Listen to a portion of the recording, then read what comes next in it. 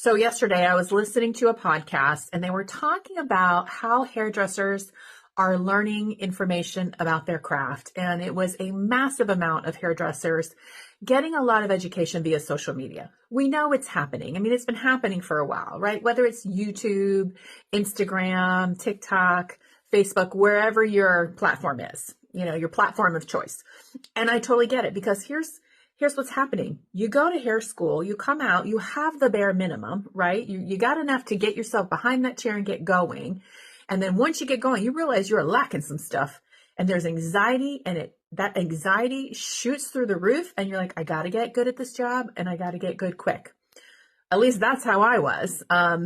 However it is for you, but there's a lot of people learning via social media because it's easy to get to, it's quick, you can find a lot of information. So the good news is that there's places to go. The hard part about that is there's so many places to go. And what can happen easily, and I've shared this before, you can overwhelm yourself with a lot of information really quick and paralyze any movement. So what I've shared before in the past, and I'm going to share it again, and then I'm going to tell you somebody in our industry that did some information about this on their podcast. I'm going to share that too. When I was first learning, what I learned to do was hone in on the people I was listening to. Okay, because you're going to have maybe, so many people talking about color theory. So, but if you listen to everybody talking to you about color theory, your head is going to start spinning because they're going to say different things and you're going to go, how do I know what to listen to? Where do I start? It can paralyze you.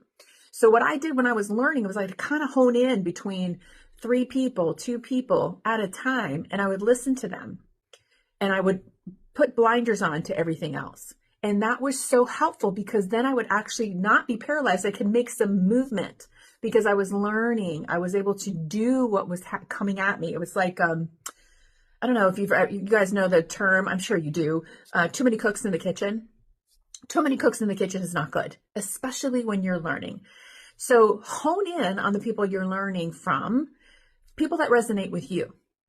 It's going to be different for everybody, right? So find your people who really resonates, who makes sense to you, who is able to communicate in a way where you understand. So whoever that is, find those people, hone in on it, listen in, and then do what you're learning. If you want to fix something, the first question is, what are you doing action-wise to fix it, right? So there's 2 things there. Hone in on who you're listening to and then do what you're learning. If you do that, I promise you, it's going to get so much easier for you. Too much, no good. Hone in and you're going to kill it. Oh, and the person I wanted to share about that did a podcast, it was Britt. She talked about learning, free education versus paid education and how to learn. And when I heard that podcast, I was like, that's what I did. And I was like, I absolutely agree with what she said. So what I'm going to do is I'm going to see if I can get that podcast number and I'm going to pop it in my bio so you guys can listen in because I thought it was brilliant and totally true. So wherever you are in your career, whatever you're trying to learn, I hope you find your people. I hope you hone it in and I hope you take some action to get some movement so you can kill it behind the chair.